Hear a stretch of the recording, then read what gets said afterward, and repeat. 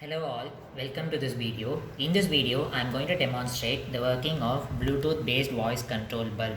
Before explaining, I would like to show my components. This is the microcontroller Arduino Uno. This is the Bluetooth module HC05, which is a communication protocol between the Android app and the microcontroller.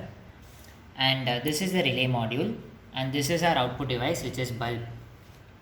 So the VCC and ground pins of a microcontroller is connected with the VCC and the ground pins of Bluetooth module as well as relay module with the help of this breadboard. And the TXD and the RXD pins of the Bluetooth module is connected with the RX and the TX pins of the Arduino Uno.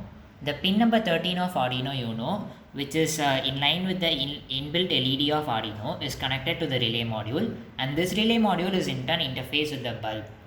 So when the user speaks a correct instruction, that instruction is processed as the text and is converted and internally and sent to the microcontroller Arduino Uno with the help of this Bluetooth module, and based on the instruction, this microcontroller switches the bulb on or off.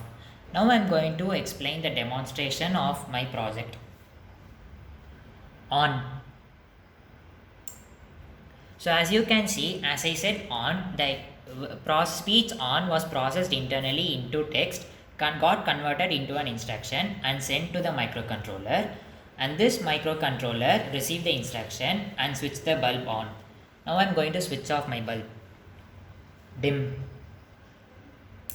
So as you can see, the instruction dim switches off the bulb.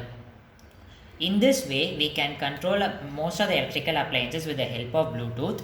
This helps in the remote monitoring of the appliance, and this can be used widely in both the commercial as well as domestic scale. In commercial, we can use it in hospitals, schools, offices, in any public places, as it helps in remote monitoring of bulbs.